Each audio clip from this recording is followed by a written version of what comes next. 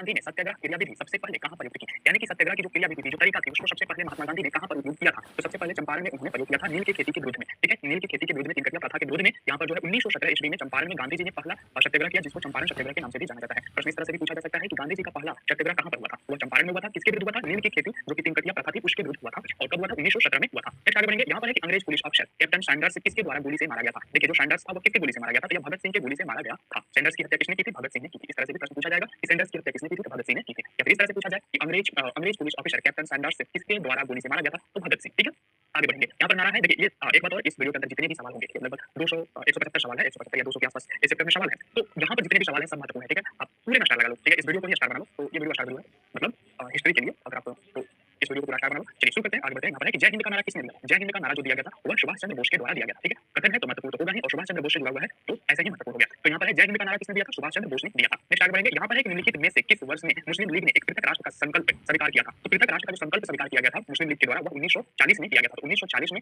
पाकिस्तान प्रस्ताव को मुस्लिम लीग ने क्या कर लिया था? स्वीकार कर लिया था। इस संकल्प को स्वीकार कर लिया था कि हमें एक पृथक राज्य चाहिए पाकिस्तान के रूप में। ठीक है, ये 1940 में मुस्लिम लीग ने अपना लिया था। चलिए आगे बढ़ेंगे। पांचवा प्रश्न यहाँ पर है कि वर्ष 1947 के बाद निम्नलिखित में किस राज्य को भारत संघ में सैनिक कार्रवाई द्वारा बलपूर्वक मिलाया गया? देखिए, सैनिक कार्रवाई किया गया और बलपूर्वक मिलाया गया। ठीक है, तो ये मिलाया गया था हैदराबाद को। ठीक है, हैदराबाद को 1947 में हमारे जब देश आजाद होता है, भारत स्वतंत्र होता है, तो उस समय जो कई सारे रियासत थे, अभी भी देशी रियासतों के हाथ में कई सारे राज्य थे, छोटे-छोटे क्षेत्र कई सारे देशी रियासतों के पास थे। तो यहाँ पर इन रियासतों को क्या किया जा रहा था? भारत में मिलाया जा रहा था। ठीक है, इंडिया में क्या किया जा रहा था? मिलाया जा रहा था। उसी क्रम में जब हैदराबाद को कहा गया कि आप आकर भारत में मिल जाओ, तो हैदराबाद करने लगा कि हम स्वतंत्र रहेंगे। ठीक है, ना हम पाकिस्तान में जाएंगे ना हम इंडिया में जाएंगे। हालांकि बहुत हद तक इसका झुकाव पाकिस्तान की ओर था, लेकिन ये शुरू में स्वतंत्र रहने की बात कर रहा था हैदराबाद। तो उस समय कहा यह गया कि आप इंडिया में मिलो। ठीक है, तो सरदार वल्लभ भाई पटेल को यह जिम्मा दिया गया था कि वो सभी रियासतों को क्या करें? हिंदुस्तान में मिलाएं। तो यहाँ पर होता यह है कि हैदराबाद को धमकी दिया जाता है कि आप मिलो, नहीं तो हम छोड़ेंगे। 1948 में इस पर सैनिक कार्रवाई किया जाता है, एक ऑपरेशन चलाया जाता है जो कि ऑपरेशन था पोलो। पोलो ऑपरेशन की मदद से 1948 में भारतीय सेना के द्वारा यहाँ पर क्या किया जाता है? एक अभियान चलाया जाता है और इसको फिर आपस में अपने में मिला लिया जाता है। ठीक है, हैदराबाद उस समय एक अमीर रियासत था या शक्तिशाली रियासत था अपने आप में, इस वजह से वो खुद को स्वतंत्र रखने की बात कर रहा था। चलिए आगे बढ़ेंगे। छठा प्रश्न देखेंगे। यहाँ पर किसने कहा था तुम मुझे खून दो मैं तुम्हें आजादी दूंगा? ये एक फेमस कथन है जो कि सबको पता है, यह सुभाष चंद्र बोस के द्वारा कहा गया था, तुम मुझे खून दो मैं तुम्हें आजादी दूंगा। आगे है देशबंधु की उपाधि संबंधित है। देखिए, देशबंधु की जो उपाधि है वो संबंधित है चित्तरंजन दास से। ठीक है, देशबंधु की उपाधि किससे संबंधित है? चित्तरंजन दास से।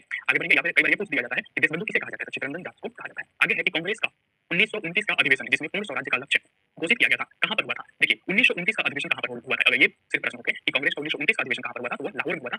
ये प्रश्न इस तरह से भी बन सकता था कि 1929 का अधिवेशन, कांग्रेस का 1929 का अधिवेशन कहां पर हुआ था? वो लाहौर में हुआ था। लेकिन एक बात यहाँ पर और जोड़ा गया है कि लाहौर में जो 1929 का अधिवेशन हुआ था, उस अधिवेशन में पूर्ण स्वराज्य का लक्ष्य घोषित किया गया था। ठीक है, तो कांग्रेस के 1929 के लाहौर अधिवेशन में पूर्ण स्वराज्य का लक्ष्य घोषित किया गया था। इस तरह से याद रखिएगा। आगे बढ़ते हैं। यहाँ पर है कि कांग्रेस ने भारत छोड़ो आंदोलन का प्रस्ताव किस वर्ष पारित किया था? भारत छोड़ो आंदोलन का जो प्रस्ताव है किस वर्ष पारित किया गया? वह वर्ष बताना है। तो ये जो भारत छोड़ो आंदोलन का जो प्रस्ताव पारित किया गया था कांग्रेस के द्वारा, वह 1942 में किया गया था। कांग्रेस ने भारत छोड़ो आंदोलन का प्रस्ताव 1942 में पारित किया था। आगे बढ़ेंगे। यहाँ पर है कि सुभाष चंद्र बोस ने सिंगापुर में दिल्ली चलो का नारा दिया। दिल्ली चलो का नारा कब दिया गया था? देखिए, दिल्ली चलो का नारा जो है दिया गया था 1943 ईस्वी में। दिल्ली चलो का नारा कब दिया गया? 1943 ईस्वी में सुभाष चंद्र बोस ने सिंगापुर में दिल्ली चलो का नारा कब दिया? 1943 ईस्वी में। यहाँ पर सम्मिलित करना है, एक तरफ सूचीबद्ध दिया गया, दूसरी तरफ सूची 2 दिया गया है और हमें क्या करना है? मिलान करना है। देखिए, यहाँ पर कुछ उपाधियां या फिर नाम है, उपनाम है और दूसरी तरफ उन व्यक्तियों का नाम है। ठीक है, जैसे अब्दुल गफ्फार खान। अब्दुल गफ्फार खान को क्या कहा जाता था? अब्दुल गफ्फार खान को जो है वह सीमांत गांधी कहा जाता था। अब्दुल गफ्फार खान को सीमांत गांधी कहा जाता था। ठीक है, अगर आपसे ये पूछा जाए कि अब्दुल गफ्फार खान को सीमांत गांधी सबसे पहले किसने कहा था? ठीक है, ये प्रश्न भी हो सकता है कि अब्दुल गफ्फार खान को सीमांत गांधी सबसे पहले किसने कहा था? तो वो कहा था एक पत्रकार थे जिनका नाम था अमीर चंद्र बोमवाल। ठीक है, अमीर चंद्र, यहाँ नाम लिखा हूँ, अमीर चंद्र बेमवाल। ठीक है, बोमवाल, इस तरह से बोमवाल। अमीर चंद्र बोमवाल जो थे, उन्होंने सबसे पहले अब्दुल गफ्फार खान को सीमांत गांधी का नाम, मतलब अब्दुल गफ्फार खान को सीमांत गांधी कहकर संबोधित किया था। ठीक है, तो एक और यहाँ पर 2 के साथ मिलाएं और ये नाम भी आप इधर याद रखिएगा। आगे है सुभाष चंद्र बोस। सुभाष चंद्र बोस को क्या कहा जाता है? इनका नाम है नेताजी। ठीक है, तो सुभाष चंद्र बोस को नेताजी किसने कहा था सबसे पहले? अगर ये पूछ लिया जाए आपसे, तो आप कहिएगा सुभाष चंद्र बोस को सबसे पहले हिटलर जो था, जर्मनी का तानाशाह, उसने सबसे पहले जो है सुभाष चंद्र बोस को क्या कहा था?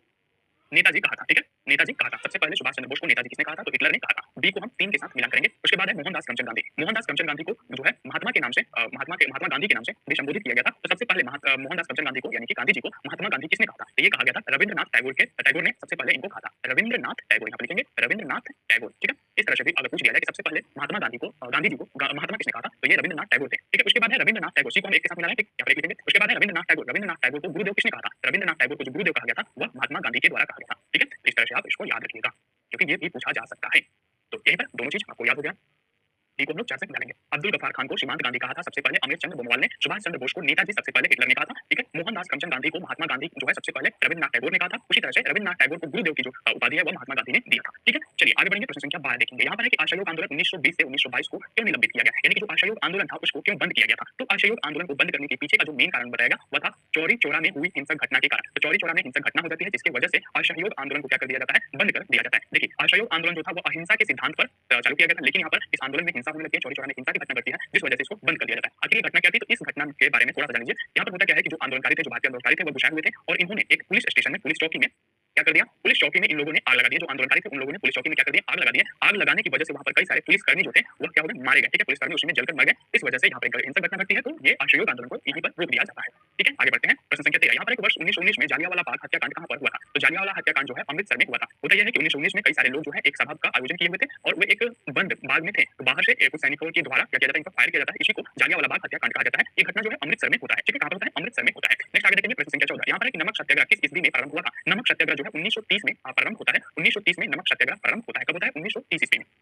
आगे बढ़ेंगे, प्रश्न संख्या 15 देखेंगे। निम्नलिखित में से किस कृत्य के कारण भगत सिंह, राजगुरु और सुखदेव को 23 मार्च 1931 में फांसी दी गई थी। ठीक है, तो ये आखिर किस कारण की वजह से इनको फांसी दी गई थी, तो इसका कारण है कि वर्ष 1928 में लाहौर में सैंडर्स की हत्या के कारण इनको फांसी दी गई थी। तो यहाँ पर अगर ये भी पूछ लिया जाए आपसे कि भगत सिंह, ठीक है, भगत सिंह, राजगुरु और सुखदेव, ये तीन लोग थे, सुखदेव, इन तीनों को कब फांसी दी गई, कब फांसी दी गई, अगर सिर्फ ये प्रश्न हो जाए तो आपको याद रखना होगा 23 मार्च 1931। 23 मार्च 1931 का डेट आपको याद रखना होगा, क्योंकि इस दिन भगत सिंह, राजगुरु और सुखदेव तीनों को क्या किया जाता है, फांसी दिया जाता है। अगर आपसे कारण पूछा जाए तो इन्होंने 1928 में लाहौर में सैंडर्स की हत्या की थी। ठीक है, जिसकी वजह से, जिस कारण की वजह से तीन लोगों को यहाँ पर फांसी दी जाती है, भगत सिंह, राजगुरु और सुखदेव को। आगे बढ़ेंगे, यहाँ पर है कि निम्नलिखित में से किस अधिनियम के तहत बिना मुकदमा और दोष सिद्धि के विधि बिना सॉरी यहाँ पर है कि निम्नलिखित में से किस अधिनियम के तहत बिना मुकदमा और दोष सिद्धि के ही विधि न्यायालय ने किसी भी व्यक्ति को कैद करने का प्राधिकार सरकार को दे दिया गया था, यानी सरकार को दिया गया था। देखिए, प्रश्न ये है कि वह कौन सा अधिनियम था जिसमें बिना कोई सुनवाई का, बिना किसी मुकदमा के और बिना दोष सिद्ध हुए बिना भी, मतलब आप दोषी साबित नहीं हुए तब भी क्या कर सकती है, जो पुलिस थी वो आपको कैद कर सकती थी, किसी व्यक्ति को कैद करने का अधिकार जो था दे दिया था। ये ऐसा किस अधिनियम के द्वारा हुआ था, तो ऐसा जो हुआ था वह 1919 का रॉलेट अधिनियम। 1919 के रॉलेट अधिनियम में यह व्यवस्था किया गया था कि किसी भी व्यक्ति के ऊपर, किसी भी व्यक्ति को बिना कोई मुकदमा के, ठीक है, और बिना किसी दोष के भी, ठीक है, दोष क्योंकि साबित नहीं हुआ तो बिना दोषी आपको भी उठाकर ले जा सकती है, तो पुलिस किसी को भी उठाकर ले जाकर के कैद कर सकती थी। ये अधिकार जो दिया गया था 1919 का रॉलेट अधिनियम के अंतर्गत दिया गया था, इस चीज को याद रखिएगा। आगे है प्रश्न संख्या 17। यहाँ पर गांधी इरविन समझौता 5 मार्च 1931 किससे संबंधित है। देखिए, गांधी इरविन समझौता कब होता है, 5 मार्च 1931 को होता है। पहला नंबर तो ये डेट आपको याद रखना होगा, क्योंकि कई बार पूछ लिया जाता है इसको भी। तो गांधी इरविन समझौता कब होता है, 5 मार्च 1931 को। ये किससे संबंधित है, तो ये जो गांधी इरविन समझौता था ये सविनय अवज्ञा आंदोलन से संबंधित था। गांधी इरविन समझौता कब होता है, 5 मार्च 1931 ईस्वी को। गांधी इरविन समझौता किससे संबंधित है, तो यह सविनय अवज्ञा आंदोलन से संबंधित है। नेक्स्ट आगे देखेंगे, प्रश्न संख्या 18। यहाँ पर स्वतंत्र भारत के प्रथम महाराज्यपाल कौन थे, या फिर गवर्नर जनरल आपसे पूछा जा रहा है कि स्वतंत्र भारत के प्रथम गवर्नर जनरल कौन थे, तो स्वतंत्र भारत के प्रथम गवर्नर जनरल थे लॉर्ड माउंटबेटन। लॉर्ड माउंटबेटन जो थे वह स्वतंत्र भारत के प्रथम गवर्नर जनरल थे, लॉर्ड माउंटबेटन। प्रश्न संख्या 19 देखेंगे, किस अधिनियम में पहली बार भारत के लिए संघीय संरचना प्रस्तुत की गई थी। वो कौन सा अधिनियम था जिसमें पहली बार जो है भारत के लिए संघीय संरचना प्रस्तुत की गई थी। देखिए, यहाँ पर एक बात हो रही है संघीय संरचना की। संघीय संरचना में क्या होता है कि जो सरकार होती है वह कई स्तरों पर बनी होती है। जैसे भारत में देखिए तो भारत में पहला है केंद्र सरकार, उसके बाद राज्य सरकार, फिर स्थानीय सरकार आते हैं। तो ये जो सरकार है ये 3 स्तरों पर काम करती है और इन तीनों स्तर पर जो है सरकार के अपने अपने अधिकार होते हैं, अपने अपने अधिकार क्षेत्र होते हैं, अपने अपने कार्य और जिम्मेदारियां बटी होती है, यानी कि शक्तियों और कार्यों का बंटवारा होता है संघीय संरचना के अंतर्गत। ठीक है, चलिए अब प्रश्न को फिर से देखिए। यहाँ पर किस अधिनियम में पहली बार भारत के लिए संघीय संरचना प्रस्तुत की गई थी, तो वह अधिनियम था 1935 का अधिनियम। 1935 के अधिनियम में जो है पहली बार भारत के लिए संघीय संरचना प्रस्तुत की गई थी। ठीक है, आगे बढ़ेंगे, प्रश्न संख्या 20। यहाँ पर है कि काकोरी ट्रेन डकैती के नायक कौन थे, यानी कि जो काकोरी में ट्रेन डकैती हुआ था उसके नेता कौन थे या नायक कौन थे, तो काकोरी ट्रेन डकैती के नेता थे रामप्रसाद बिस्मिल। रामप्रसाद बिस्मिल के नेतृत्व में काकोरी ट्रेन डकैती को अंजाम दिया जाता है। प्रश्न संख्या आगे बढ़ेंगे 21 के साथ। यहाँ पर 1919 के अधिनियम में द्वैध शासन धारणा को जिस व्यक्ति ने परिचित कराया वो कौन थे, तो द्वैध शासन को किस व्यक्ति ने मतलब परिचित कराया था, किसने द्वैध शासन के बारे में बताया था, तो ये 1919 के अधिनियम में द्वैध शासन की धारणा को जिस व्यक्ति ने परिचित कराया था उसका नाम क्या था, उसका नाम था जेम्स होड। जेम्स होड जो थे वह 1919 के अधिनियम में द्वैध शासन की धारणा को क्या करते हैं, परिचित कराते हैं। ठीक है, आगे बढ़ेंगे, प्रश्न संख्या 22 देखेंगे। यहाँ पर निम्नलिखित में से किसने 23 फरवरी 1946 को रॉयल इंडियन नेवी के विरोधियों को आत्मसमर्पण के लिए राजी किया। फरवरी 1946 की बात हो रही है, 23 फरवरी 1946 को रॉयल इंडियन नेवी के विरोधियों को आत्मसमर्पण के लिए किसने राजी किया था, तो यहाँ पर राजी जो किया गया था वो किया गया था वल्लभ भाई पटेल एवं मोहम्मद अली जिन्ना के द्वारा। वल्लभ भाई पटेल और मोहम्मद अली जिन्ना ने यहाँ पर क्या किया था, 23 फरवरी 1946 को जो है रॉयल इंडिया, ठीक है, रॉयल इंडियन नेवी के विरोधियों को आत्मसमर्पण के लिए राजी कर लिया था। नेक्स्ट प्रश्न देखेंगे, यहाँ पर है कि 30 सितंबर 1932 को यरवदा जेल में महात्मा गांधी ने आमरण अनशन किसके विरोध में किया था, तो यरवदा जेल में जो है आमरण अनशन 1932 में 30 सितंबर 1932 को यरवदा जेल में महात्मा गांधी ने आमरण अनशन किसके विरोध में किया था, तो ये आमरण अनशन जो है रेमसे मैकडोनल्ड के सांप्रदायिक पंचायत के विरोध में किया था। ठीक है, तो रेमसे मैकडोनल्ड के सांप्रदायिक पंचायत के विरोध में जो है 20 सितंबर 1932 को यरवदा जेल में महात्मा गांधी ने आमरण अनशन किया था। चलिए आगे देखेंगे, प्रश्न संख्या 24। यहाँ पर है कि 1939 में पहली बार महात्मा गांधी ने देसी राज्यों में 1939 में पहली बार महात्मा गांधी ने देसी राज्य में नियंत्रित जनसंघर्ष चलाने की विशेष तकनीकी को अपनाया। उन्होंने अपने एक निकट सहयोगी को सत्याग्रह करने की इजाजत दी। यह निकट सहयोगी कौन था, यानी कि 1939 में पहली बार महात्मा गांधी क्या करते हैं कि देसी राज्यों में नियंत्रित जनसंघर्ष चलाने के लिए विशेष तकनीकी अपनाया और उन्होंने ऐसा करने में वो इस कदम उठाया कि उन्होंने अपने निकट सहयोगी को क्या किया, सत्याग्रह चलाने की इजाजत दे दी। तो यह जो थे निकट जो सहयोगी थे उनका नाम था राजकोट में वल्लभ भाई पटेल को। ठीक है, राजकोट में वल्लभ भाई पटेल को ऐसा करने के लिए महात्मा गांधी राजी हो गए कि आप जाइए और अपने हिसाब से जो है राजकोट में जो सत्याग्रह को चलाइए। ठीक है, चलिए प्रश्न संख्या 25 देखेंगे, 24 के बाद में देखना है 25। यहाँ पर निम्नलिखित आंदोलनों में किसने महात्मा गांधी ने भूख हड़ताल को एक हथियार के रूप में पहली बार प्रयोग किया था। भूख हड़ताल को एक हथियार के रूप में महात्मा गांधी ने पहली बार किस आंदोलन में प्रयोग किया था, तो ये प्रयोग किया था 1918 का अहमदाबाद मिल मजदूर हड़ताल में। 1918 में अहमदाबाद में मिल मजदूर की जब हड़ताल होती है उसमें महात्मा गांधी ने भूख हड़ताल को एक हथियार के रूप में उपयोग किया था। ठीक है, आगे बढ़ेंगे। यहाँ पर प्रश्न संख्या 26 है कि जालियांवाला बाग में गोली चलाने का आदेश दिया था। देखिए जालियांवाला बाग जो कि 1919 में होता है, जिसके बारे में हम लोगों ने थोड़ी सी चर्चा की थी। वहाँ पर कुछ लोग सभाएं कर रहे थे और बाहर जाकर जो सैनिक थे उन्होंने गोली चलाया था। तो वही पूछ रहा है आपसे कि जालियांवाला बाग में गोली चलाने का आदेश किसने दिया था? वो आदेश कौन दिया था? वो आदेश दिया गया था REH डायर के द्वारा। ठीक है, REH डायर के द्वारा, जनरल रेजिनाल्ड डायर। ठीक है, तो डायर के द्वारा जो है गोली चलाने का आदेश दिया गया था, जनरल डायर। ये भी आप नाम याद रखिएगा, सिर्फ जनरल डायर। तो ये जो गोली चलाया गया था, कब चलाया गया था? 13 अप्रैल 1919 को। ये डेट भी याद रखिएगा, 1919 13 अप्रैल को। 13 अप्रैल 1919 को जो है जनरल डायर ने क्या किया था, अमृतसर में कुछ लोग सभाएं कर रहे थे और उन लोगों पर क्या कर दिया था, गोली चलाने का आदेश दे दिया था। ठीक है, क्योंकि ये बाग जो था चारों तरफ से घिरा हुआ था और एक छोटी सी रास्ता थी, तो इसमें बहुत सारे लोग मारे गए थे। ठीक है, तो लेकिन इसमें जो गोली चलाने का जो दिया गया था, आदेश दिया गया था, किसके द्वारा दिया गया था? जनरल डायर के द्वारा। ठीक है, अब यहाँ पर एक चीज और भी याद रखिए कि जनरल डायर को भी मार दिया गया। किसने मारा था? तो उसको उद्धम सिंह ने मारा था। जनरल डायर को उद्धम सिंह ने मारा था। उद्धम सिंह प्रतिज्ञा लेते हैं कि हम तुम्हें मारेंगे क्योंकि तुमने ये कायर वाली काम किया है। ठीक है, निहत्थे लोगों पर गोली चलाया हो, ये कायर वाली काम किए हो। तो उद्धम सिंह, सरदार उद्धम सिंह ने 13 मार्च 1940 को जनरल डायर को गोली मारकर हत्या कर देते हैं। कहां पर? लंदन के कैंसल्ड हॉल में। ये लंदन में जाकर के जनरल डायर को मार देते हैं। ठीक है, तो इतनी चीजें यहाँ पर आप याद रखिएगा। फिर से समझिए, जालियांवाला बाग हत्याकांड कब होता है? जालियांवाला बाग हत्याकांड जो होता है वो 1919 को होता है। जालियांवाला बाग हत्याकांड में गोली चलाने का जो आदेश दिया जाता है वो जनरल ओ डायर के द्वारा दिया जाता है। ठीक है, डायर को कब मारा गया? डायर की जो मृत्यु होती है वो 13 मार्च 1940 को 13 मार्च 1940 को होता है। किसके द्वारा? कौन इनको मारता है? तो उद्धम सिंह, सरदार उद्धम सिंह का पूरा नाम है, सरदार उद्धम सिंह ने इनको मार दिया था। उद्धम सिंह प्रतिज्ञा करते हैं कि जनरल डायर तुम कायर हो, निहत्थे लोगों पर गोली चलाए हो। तो ऐसा करके वो प्रतिज्ञा करते हैं और वो लंदन में जाकर के, लंदन के कैंसल्टन हॉल में जाकर के जनरल डायर को मार देते हैं। इतनी चीजें यहाँ पर इस प्रश्न के साथ याद रखिएगा। आगे बढ़ते हैं। महात्मा गांधी को सर्वप्रथम राष्ट्रपिता किसने कहा था? देखिए महात्मा गांधी को सबसे पहले राष्ट्रपिता जो है सुभाष चंद्र बोस ने कहा था। ठीक है, राष्ट्रपिता किसने कहा था? सुभाष चंद्र बोस ने सबसे पहले महात्मा गांधी को किसने कहा था? महात्मा गांधी को सर्वप्रथम राष्ट्रपिता किसने कहा था? तो सुभाष चंद्र बोस ने कहा था। आगे बढ़ेंगे, प्रश्न संख्या 28। यहाँ पर है कि क्रिप्स मिशन 1942 के असफल होने का सबसे महत्वपूर्ण कारण कौन सा था? तो क्रिप्स मिशन 1942 का असफल होने का सबसे बड़ा कारण था क्रिप्स का ग्रहण करने या छोड़ देने वाला दृष्टिकोण। क्रिप्स का ग्रहण करने या छोड़ देने वाला जो दृष्टिकोण था, उसी वजह से क्रिप्स मिशन जो है वह फेल हो गया था। देखिए यहाँ पर क्रिप्स मिशन 1942 के सफल होने का सबसे महत्वपूर्ण कारण कौन सा था? तो क्रिप्स का ग्रहण करने या छोड़ देने वाला दृष्टिकोण। चलिए आगे बढ़ते हैं। प्रश्न संख्या 29 देखेंगे। यहाँ पर है कि भारतीय राष्ट्रीय कांग्रेस का सबसे अधिक समय तक अध्यक्ष कौन रहे थे? तो भारतीय राष्ट्रीय कांग्रेस का सबसे लंबे समय तक जो अध्यक्ष रहे थे वो रहे थे अब्दुल कलाम आजाद। ठीक है, अब्दुल कलाम आजाद जो थे वो भारतीय राष्ट्रीय कांग्रेस के सबसे अधिक समय तक अध्यक्ष थे। ठीक है, डॉक्टर अबुल कलाम आजाद, सॉरी अबुल कलाम आजाद, अब्दुल नहीं, अबुल कलाम आजाद। तो यहाँ पर प्रश्न संख्या 29 था कि भारतीय राष्ट्रीय कांग्रेस के सबसे अधिक समय तक अध्यक्ष कौन रहे थे? अबुल कलाम आजाद। अबुल कलाम आजाद जो थे ये भारतीय राष्ट्रीय कांग्रेस के सबसे अधिक समय तक अध्यक्ष बने रहे थे। आगे बढ़ते हैं। यहाँ पर कि जब 15 अगस्त 1947 को भारत ने अपनी पहली आजादी का जश्न मनाया तब महात्मा गांधी थे। महात्मा गांधी कहां पर थे? जब 15 अगस्त 1947 को भारत ने अपनी पहली आजादी का जश्न मनाया था तो उस समय गांधी जी थे कोलकाता में। ठीक है, जब भारत ने अपनी पहली आजादी का जश्न मनाया उस समय जो गांधी जी थे वो कोलकाता में थे। नेक्स्ट आगे देखेंगे, भारत में पाकिस्तान का विभाजन किस योजना के तहत किया हुआ था? तो भारत और पाकिस्तान की जो विभाजन है वो किस योजना के तहत हुआ था? वह माउंटबेटन योजना के तहत भारत और पाकिस्तान का विभाजन होता है। याद रखिएगा, भारत में पाकिस्तान का विभाजन किस योजना के तहत होता है? तो वह माउंटबेटन योजना के तहत होता है। नेक्स्ट प्रश्न देखिए, यहाँ पर है कि महात्मा गांधी की हत्या कब हुई? महात्मा गांधी की हत्या कब होती है? तो महात्मा गांधी की जो हत्या है वह 30 जनवरी 1948 ईस्वी को होता है। 30 जनवरी 1948 ईस्वी को नाथूराम गोडसे के द्वारा गोली मारकर हत्या कर दी जाती है। ठीक है, नाथूराम गोडसे को फिर यहाँ पर क्या किया जाता है? 15 नवंबर, ठीक है, 15 नवंबर 1949 ईस्वी को, ठीक है, फांसी दे दिया जाता है। 15 नवंबर 1949 ईस्वी को फांसी दे दिया जाता है। गांधी जी को जब गोली मारा जाता है तो गांधी जी का जो अंतिम वाक्य है वह हे राम था। ये भी याद रखिएगा, हे राम। अंतिम वाक्य जो था वह हे राम कहते हैं। ठीक है, अंतिम वाक्य। तो चाहे कहीं से सिलेक्शन हो रहा है यहीं से यूथ का कॉन्सेप्ट चमकेगा इन्हें कौन पढ़ाने वाला? फिजिक्स वाला, फिजिक्स वाला, फिजिक्स वाला, फिजिक्स वाला।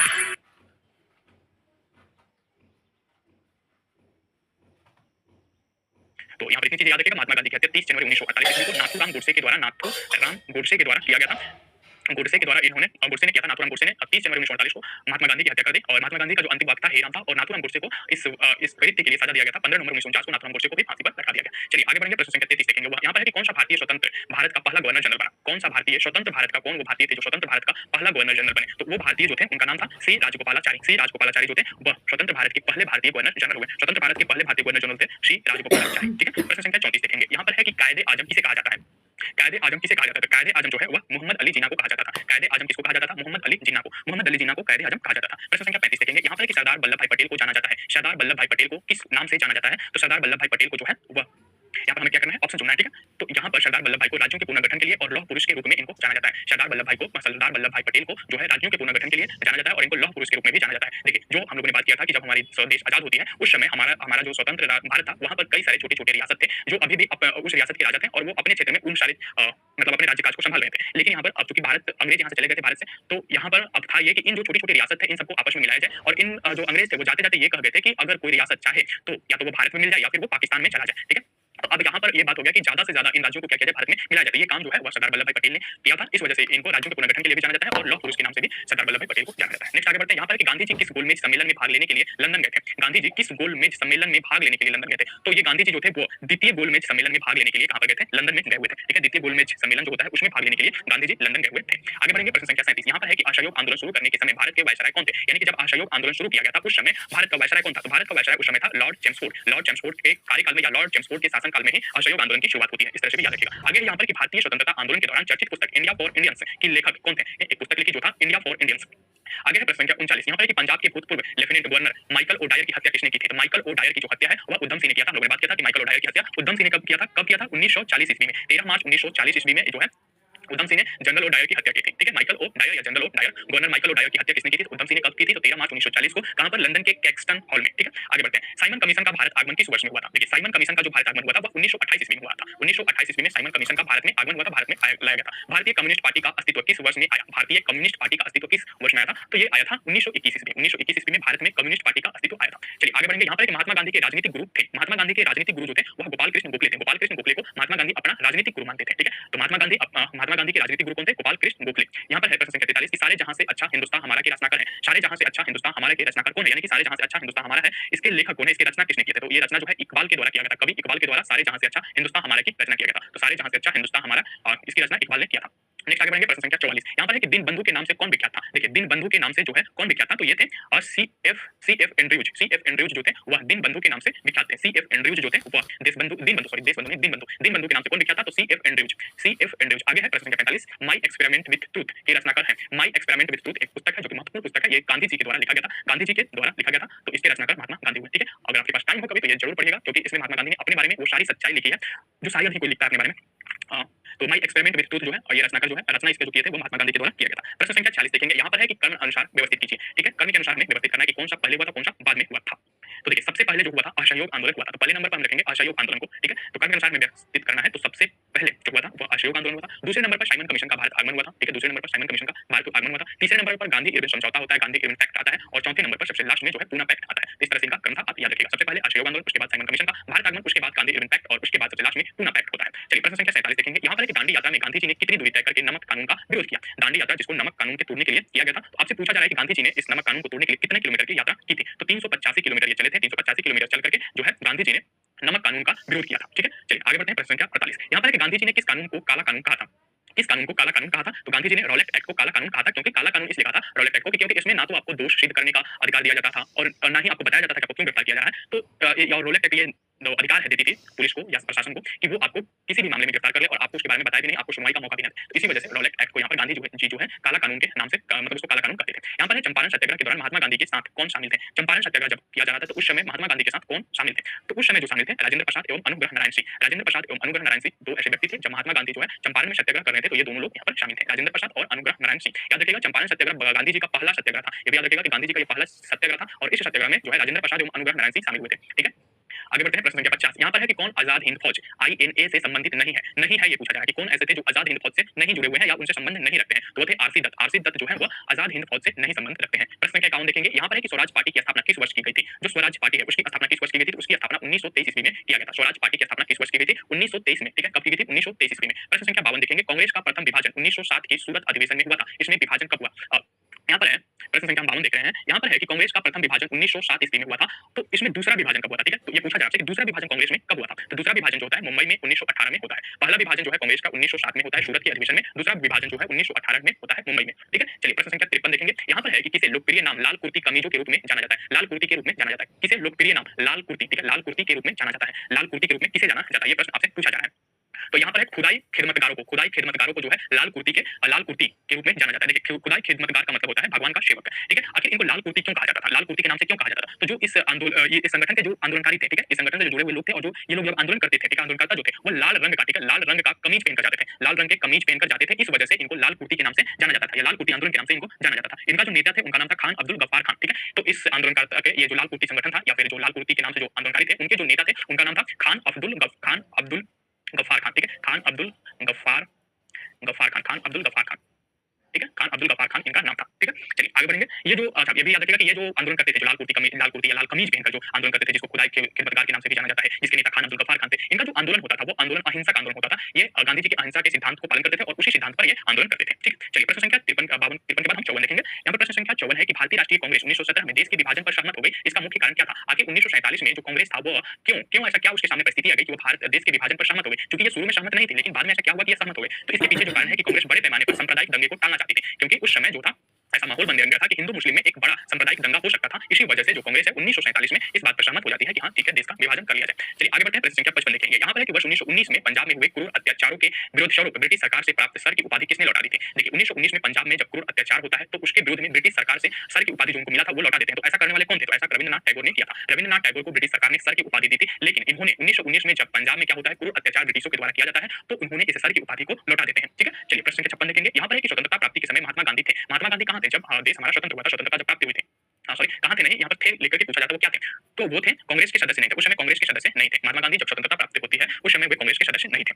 प्रश्न संख्या 57 देखेंगे। यहाँ पर है कि जालियांवाला बाग के नरसंहार के समय भारत का वायसराय कौन था? यानी कि जब 1919 में जालियांवाला बाग हत्याकांड होता है तो उस समय जो है उस नरसंहार के समय भारत का वायसराय कौन था? भारत का वायसराय उस समय के जो थे वो थे लॉर्ड चेम्सफोर्ड। लॉर्ड चेम्सफोर्ड जो थे वो भारत के वायसराय थे जब जालियांवाला बाग हत्याकांड होता है। नेक्स्ट यहाँ पर है कि कौन सी पुस्तक जवाहरलाल नेहरू द्वारा लिखी गई है? कौन सी वो पुस्तक है जो जवाहरलाल नेहरू के द्वारा लिखा गया है? तो जवाहरलाल नेहरू के द्वारा जो पुस्तक है वो लिखा गया है डिस्कवरी ऑफ इंडिया। नाम याद रखिएगा, डिस्कवरी ऑफ इंडिया जो है जवाहरलाल नेहरू के द्वारा लिखा गया है। ठीक है, और चूंकि ये जवाहरलाल नेहरू से जुड़ा हुआ है तो महत्वपूर्ण है। वैसे इस वीडियो में जितने भी प्रश्न मैं करा रहा हूँ या फिर इस चैप्टर में जितने भी प्रश्न दिए गए हैं सभी महत्वपूर्ण है, क्योंकि आप देखेंगे कि सभी के सभी प्रश्न किसी न किसी एग्जाम में पूछा गया है। ठीक है, चलिए आगे बढ़ते हैं। यहाँ पर प्रश्न संख्या 59 देखेंगे। यहाँ पर एक नेहरू रिपोर्ट को अंतिम रूप से अगस्त 1928 में आयोजित सर्वदलीय सम्मेलन में स्वीकार किया गया था। इस आंदोलन की अध्यक्षता किसने की थी? तो नेहरू रिपोर्ट को अंतिम रूप से जो है अगस्त 1928 में स्वीकार किया गया था। तो आपसे पूछ ये रहा है कि जिस सम्मेलन में इसको स्वीकार किया गया था उस सम्मेलन में अध्यक्षता कौन कर रहा था? सम्मेलन का अध्यक्षता कौन कर रहा था? तो उस सम्मेलन का अध्यक्षता कर रहे थे डॉक्टर अंसारी। ठीक है, डॉक्टर अंसारी। तो नेहरू रिपोर्ट को अगस्त 1928 में आयोजित सर्वदलीय सम्मेलन में स्वीकार किया गया था। कब स्वीकार किया गया था नेहरू रिपोर्ट को? अगस्त 1928 में। ठीक है, तो जो सर्वदलीय सम्मेलन था उस सर्वदलीय सम्मेलन का अध्यक्षता कौन कर रहे थे? डॉक्टर अंसारी। ठीक है, तो डॉक्टर अंसारी की अध्यक्षता में 1928 ईस्वी में अगस्त 1928 ईस्वी में सर्वदलीय सम्मेलन में नेहरू रिपोर्ट को अंतिम रूप से स्वीकार किया गया था। नेक्स्ट प्रश्न देखेंगे। यहाँ पर 1923 ईस्वी में चित्तरंजन दास एवं मोतीलाल नेहरू कहाँ स्वराज्य पार्टी की स्थापना की थी? चित्तरंजन दास एवं मोतीलाल नेहरू ने कहाँ पर स्वराज्य पार्टी की स्थापना की थी? तो इन्होंने जो है इलाहाबाद में स्वराज्य पार्टी की स्थापना की थी, चित्तरंजन दास एवं मोतीलाल नेहरू।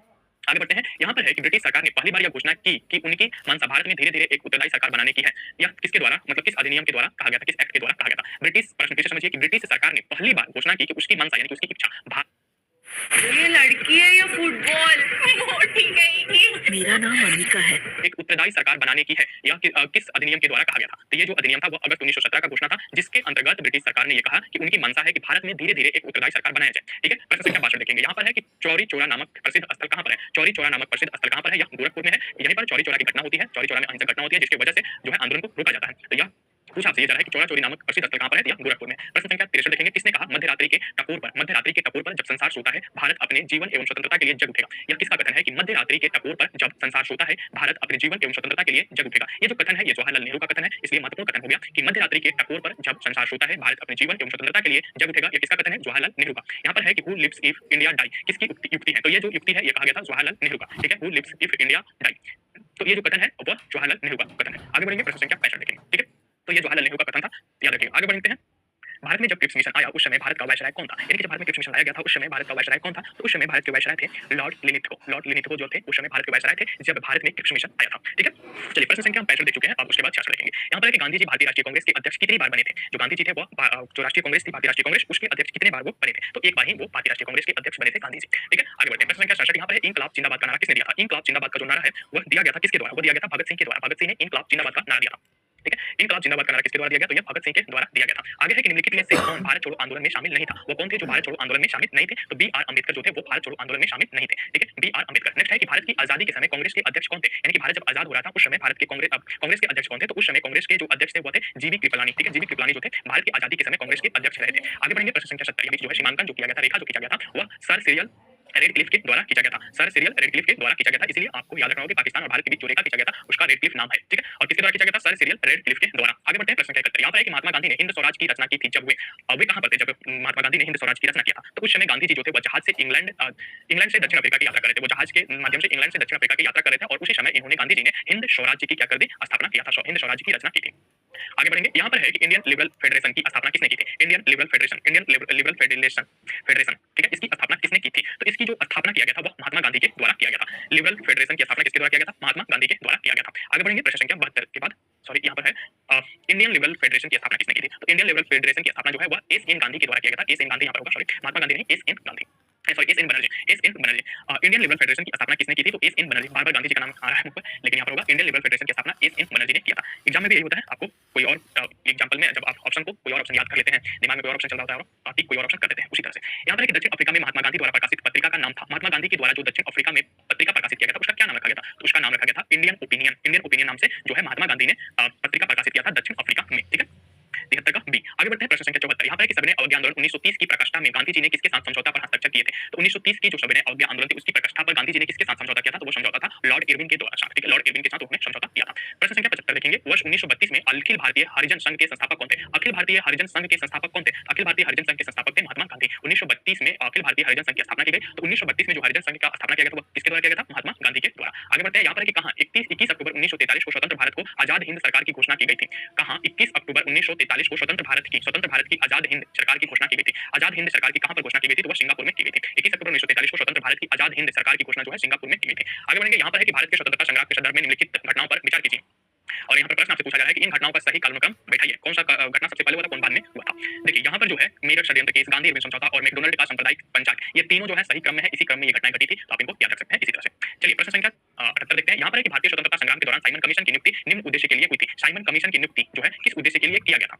तो साइमन कमीशन की जो नियुक्ति है, ठीक है, वो किया गया था 1919 के सुधारों की प्रगति की समीक्षा करना। 1919 का जो सुधार था उसके प्रगति की समीक्षा करने के लिए जो है साइमन कमीशन की नियुक्ति होती है, ठीक है। 1919 के सुधार की समीक्षा करने के लिए कि जो 1919 में सुधार हुए हैं वो सही से काम कर रहे हैं या नहीं कर रहे हैं। आगे है कि सूची 1 को सूची 2 के साथ सुमेलित कीजिए। एक तरफ पुस्तक का नाम दिया है, दूसरी तरफ रचयिता या लेखक हम कह सकते हैं उनका नाम दिया गया है, ठीक है। चलिए यहाँ पर 4 पुस्तक है, जैसे द इंडियन स्ट्रगल, यह पुस्तक जो है किसके द्वारा लिखा गया है? तो द इंडियन स्ट्रगल जो है ये पुस्तक लिखा गया है सुभाष चंद्र बोस के द्वारा। ए को हम 4 के साथ मिलाएंगे, द इंडियन स्ट्रगल ये किसके द्वारा लिखा गया? सुभाष चंद्र बोस के द्वारा लिखा गया। दूसरा है इंडिया इन ट्रांजिशन, ये जो लिखा गया है एम एन रॉय के द्वारा लिखा गया है, तो बी को हम लोग 2 के साथ मिलाएंगे। तीसरा यहाँ पर है तीसरा है वेक ऑफ इंडिया जो है वह एनी बेसेंट के द्वारा लिखा गया है, तो सी को 3 से मिलाएंगे। यहाँ पर है कि transfer of power in India जो है 4 जो है 1 के द्वारा लिखा गया, बीपी मेनन के द्वारा लिखा गया, तो डी को हम लोग 4 से मिला लेंगे, सॉरी डी को हम लोग 1 से मिलाएंगे 1 पर। और transfer of power in India जो है बीपी मेनन के द्वारा लिखा गया था। फिर से देखिए पहला जो है द इंडियन स्ट्रगल ये सुभाष चंद्र बोस के द्वारा लिखा गया है, ठीक है। उसके बाद है इंडिया इन ट्रांजिशन जो है वह एम एन रॉय के द्वारा लिखा गया था। उसके बाद है वेक ऑफ इंडिया जो है वह एनी बेसेंट के द्वारा लिखा गया था। और उसके बाद है transfer of power in India ये बीपी मेनन के द्वारा लिखा गया था। तो ये 4 पुस्तकों के नाम और उनके रचनाकार। चलिए आगे बढ़ते हैं प्रश्न संख्या 80।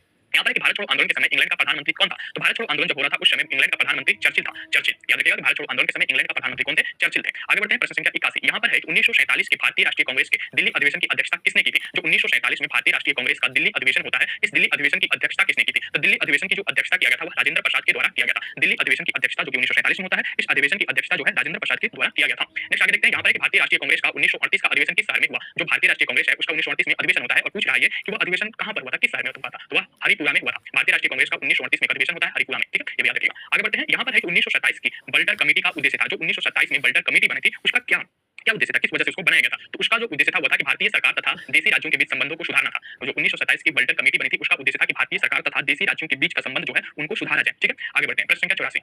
भारत छोड़ो आंदोलन का नेतृत्व किसने किया था? भारत छोड़ो आंदोलन का जो नेतृत्व किया गया था वह इनमें से किसी के द्वारा नहीं किया गया था, ठीक है। भारत छोड़ो आंदोलन का नेतृत्व किया गया था, किसके द्वारा किया गया था? तो इनमें से किसी के द्वारा नहीं किया गया था। भारत छोड़ो आंदोलन का जो नेतृत्व था वह गांधी जी के द्वारा, सॉरी महात्मा गांधी जी के द्वारा किया गया था, ठीक है। याद रखिएगा कि भारत छोड़ो आंदोलन का जो नेतृत्व है वो किसके द्वारा किया गया था? महात्मा गांधी के द्वारा किया गया था, ठीक है। गांधी जी के द्वारा किया गया था इस आंदोलन का नेतृत्व। चलिए आगे बढ़ते हैं, करो या मरो का नारा मंत्र किसने दिया था? करो या मरो का नारा जो है मंत्र दिया था महात्मा गांधी ने, ठीक है। करो या मरो, ठीक है, डू और डाई का मंत्र किसने दिया था? महात्मा गांधी ने दिया था। करो या मरो का नारा किसने दिया था? महात्मा गांधी ने, याद रखिएगा। नेक्स्ट प्रश्न देखिए, यहाँ पर है कि निम्नलिखित में से किसने भारतीय राष्ट्रीय कांग्रेस के कराची अधिवेशन 1931 की अध्यक्षता की थी? कराची अधिवेशन जो कि 1931 में होता है उसकी अध्यक्षता किसने किया था? आपसे पूछा जाए तो उसकी अध्यक्षता वल्लभ भाई पटेल ने किया था। निम्नलिखित में से किसने भारतीय राष्ट्रीय कांग्रेस के कराची अधिवेशन 1931 की अध्यक्षता की थी? तो वल्लभ भाई पटेल थे। यहाँ पर कि भारत में साइमन कमीशन के बहिष्कार का मुख्य कारण था। आखिर साइमन कमीशन को जो बहिष्कार हो रहा था उसका मुख्य कारण क्या था? तो उसका मुख्य कारण जो था वो था सभी सदस्य अंग्रेज थे। जो साइमन कमीशन के सभी सदस्य थे वो क्या थे? अंग्रेज थे। इस वजह से साइमन कमीशन का बहिष्कार हो रहा था भारत में। चलिए आगे बढ़ते हैं, प्रश्न संख्या 88 देखेंगे। यहाँ पर है कि भारत में द्वैध शासन प्रारंभ किया गया था। द्वैध शासन जो है प्रारंभ कब किया गया था? मंटेग्यू चेम्सफोर्ड रिफॉर्म्स जो 1919 है उसमें जो है भारत में द्वैध शासन प्रारंभ किया गया था। 1919 में भारत में द्वैध शासन को प्रारंभ किया गया था, ठीक है। प्रश्न संख्या 89 देखेंगे। यहाँ पर है कि सूची 1 को सूची 2 के साथ सुमेलित कीजिए। तो ठीक है, यहाँ पर 4 दिया गया है। एक तो अगस्त घोषणा, अगस्त प्रस्ताव, अगस्त संकल्प और प्रत्यक्ष कार्रवाई। और इधर जुड़े हुए व्यक्तियों के साथ कौन व्यक्ति जुड़े हुए थे इससे उनको हमें मिलान करना है, ठीक है। देखिए अगस्त प्रस्ताव, अगस्त घोषणा कौन किया था? या मंटेग्यू के द्वारा किया गया था अगस्त घोषणा। अगस्त प्रस्ताव जो है वह लॉर्ड लिलिथगो ने किया था। अगस्त प्रस्ताव जो है लॉर्ड लिलिथगो ने किया था। अगस्त संकल्प जो है वह महात्मा गांधी ने किया था। और प्रत्यक्ष कार्रवाई जो है वह एम ए जिन्ना ने किया था, ठीक है, एम ए जिन्ना यानी कि मोहम्मद जिन्ना ने किया था। तो यहाँ पर हमें 2-3 चीजें समझना होगा। सबसे पहले अगस्त घोषणा क्या है, अगस्त प्रस्ताव क्या है, अगस्त संकल्प क्या है और प्रत्यक्ष कार्रवाई क्या है। इन चारों चीजों को थोड़ा-थोड़ा हम यहाँ पर समझ लेते हैं ताकि आगे चलकर हमें कोई दिक्कत ना हो। देखिए यहाँ पर सबसे पहले देखिए अगस्त घोषणा जो है वह मॉन्टेस्क्यू के द्वारा किया गया था, मॉन्टेग्यू के द्वारा। अगस्त प्रस्ताव जो है लॉर्ड लिलिथगो के द्वारा लाया गया था। अगस्त संकल्प जो है वह महात्मा गांधी के द्वारा और प्रत्यक्ष कार्रवाई जो है एम के जिन्ना के द्वारा किया गया था। ठीक है, अब हम लोग इसे देख लेते हैं थोड़ा-थोड़ा करके। आइए आप समझते हैं एक-एक करके। सबसे पहले अगस्त घोषणा की बात करें, ठीक है। सबसे पहले क्या है अगस्त घोषणा। अगस्त घोषणा कब आता है? 1917 ईस्वी में आता है। यह अगस्त घोषणा जो था मॉन्टेस्क्यू चेम्सफोर्ड सुधार के नाम से भी जाना जाता है। इसमें कहा यह गया कि भारत में जो है, भारत में स्वशासन में जो भारत की सरकार होगी, जो ब्रिटिश के अधीन थी, उसमें जो सरकार बनेगी उसमें भारतीयों की भागीदारी को क्या किया जाएगा? बढ़ाया जाएगा। तो इसमें कहा गया कि भारतीय शासन में जो है शासन में भारतीयों का जो है क्या किया जाएगा? संख्या को या भारतीयों की भागीदारी को क्या किया जाएगा? बढ़ाया जाएगा। ठीक है, ये था अगस्त घोषणा 1917 का। उसके बाद हम लोग देखते हैं अगस्त प्रस्ताव को। देखिए